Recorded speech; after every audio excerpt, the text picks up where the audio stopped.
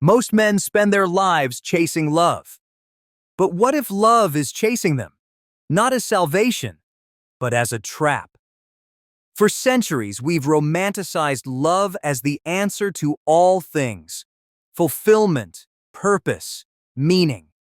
We're taught that to love and be loved is the highest human achievement. But Arthur Schopenhauer disagreed.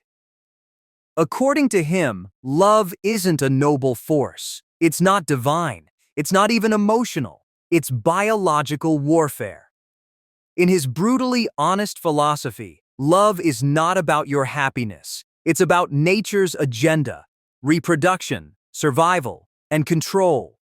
Schopenhauer believed that men are wired to fall in love not because of soulmates, but because evolution needs them to.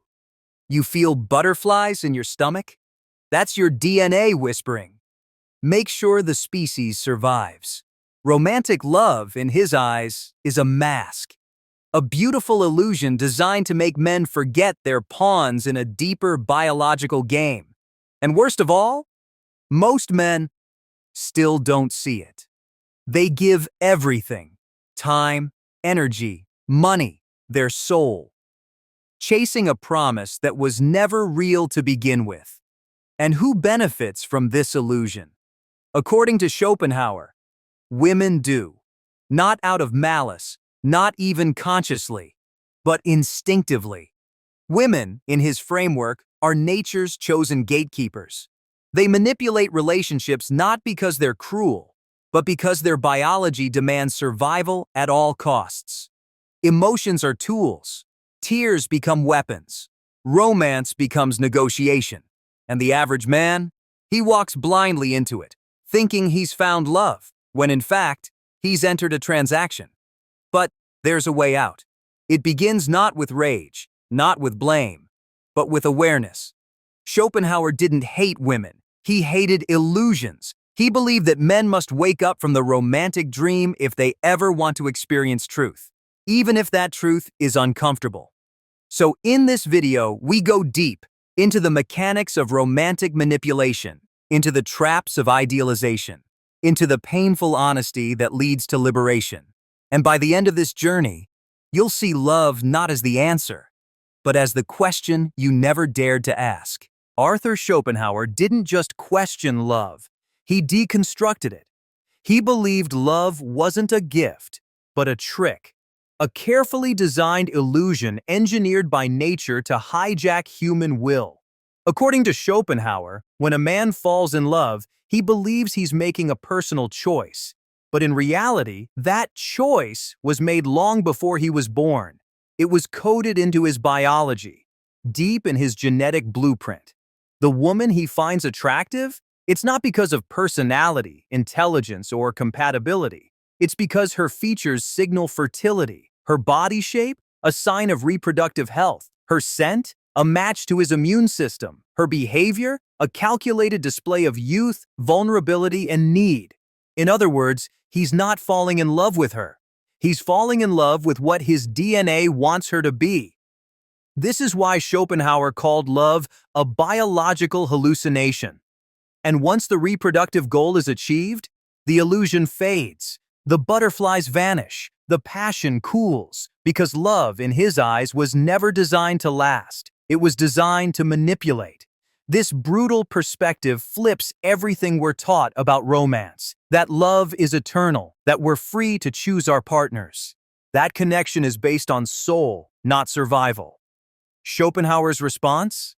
Lies. All of it. But it doesn't stop there. He argued that women instinctively understand this power, even if not consciously. They become masters of attraction, subtle manipulation, and emotional leverage, all to secure the strongest protector, provider, or genetic legacy. Meanwhile, men mistake this for affection and keep offering their devotion over and over again. The same biological illusion, repackaged, repainted, and rebranded by every generation. And unless you wake up to it, you'll keep playing the game. But here's the hard truth. Nature doesn't care if you're happy. It only cares that you comply. So the question is, Are you in love or are you just obedient? If love is biological, then emotion is the remote control. And women, knowingly or not, hold the remote. Schopenhauer argued that most men are not in love, they're in emotional bondage. Here's how it works. A woman gives validation, attention, smiles, affection. Then suddenly, she withdraws it. The man panics. He chases. He invests. He tries to win her back. But this isn't random. This is conditioning. Much like a lab rat chasing a dopamine reward, the man becomes addicted to the emotional high, not the woman herself. The unpredictability of her attention keeps him locked in. And this intermittent reinforcement? It's the most powerful psychological trap ever studied. Suddenly, he finds himself doing things he swore he'd never do, sacrificing his self-respect, ignoring red flags, just to feel close again. Why? Because his mind has been hijacked by a system he doesn't even see. And here's the twist. It's not her fault. She's not evil. She's responding to the same invisible scripts, written by evolution. Her instinct isn't to love endlessly. It's to test, to provoke, to filter out the weak. In this Darwinian battlefield, emotion is the weapon, and most men walk in unarmed. So what do? You stop playing by the old rules. You stop chasing validation and start studying your own responses.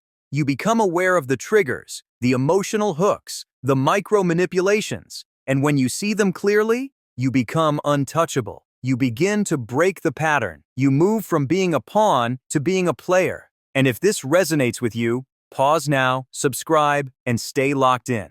Because in the next segment, we go even deeper into the raw truths men are never taught, and the inner rewiring that changes everything. If biology is the code, then culture is the interface. And in modern society, the code has been upgraded to glorify women and disarm men. Movies, music, media, they all sell one idea: that a man is incomplete without a woman, that she is his savior, his purpose, his light, that devotion, sacrifice, and submission are signs of real love. And slowly, you believe it. You think your happiness depends on her smile. You think your value depends on her approval. This isn't love.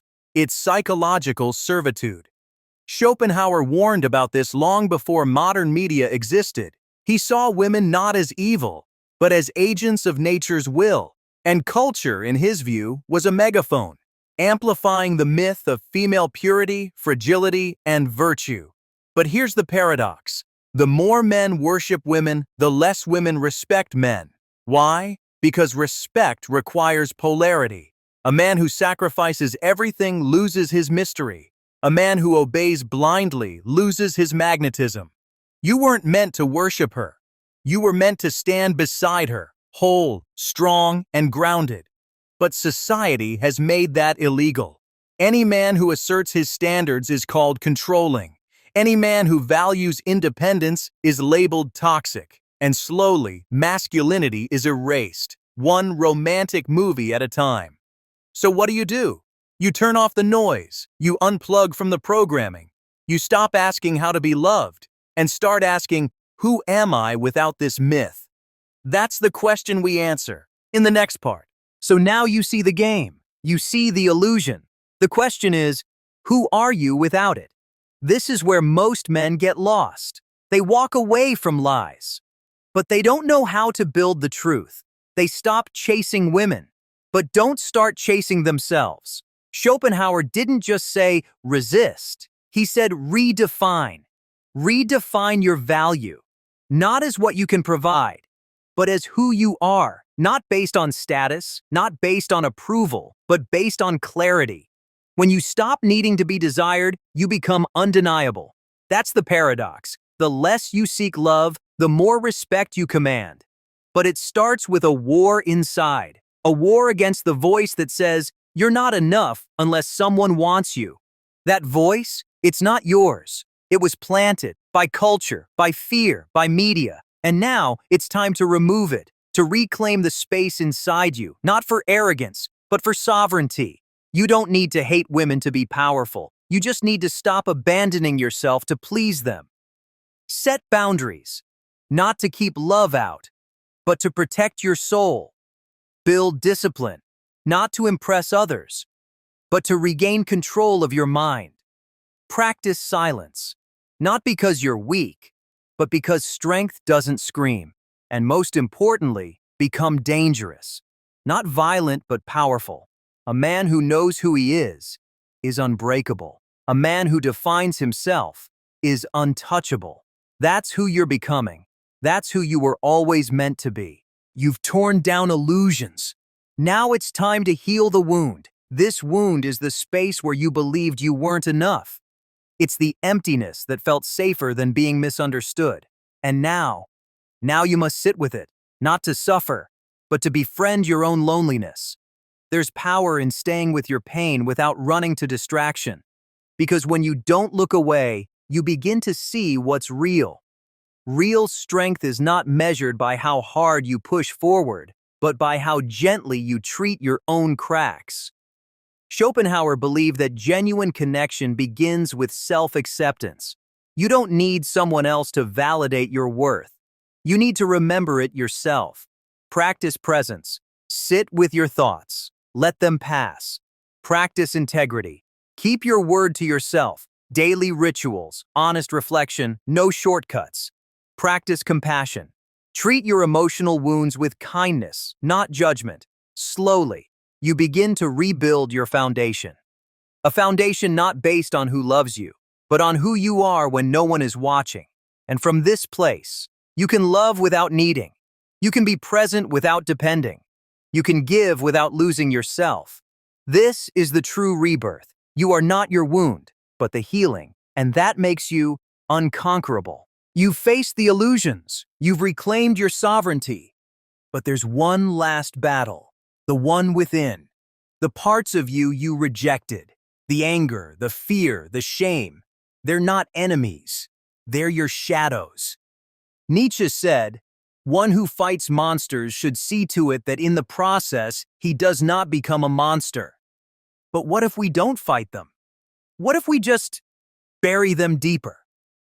The shadow doesn't disappear. It only hides, waiting to be triggered. With every emotional tsunami, jealousy, rejection, insecurity, it lunges forward, commanding your behavior. But integration is different. It doesn't mean indulging.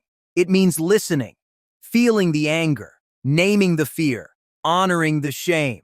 Because when you deny your darkness, you become its slave. But when you welcome it, it becomes your guide, a guardian of your authenticity. Picture this, standing in the mirror, seeing your wounds, your imperfections, your raw truth, not to pity them, but to claim them. Each fear you name, each shame acknowledged, each anger respected, strengthens your soul. Because healing isn't about erasing pain, it's about becoming bigger than it.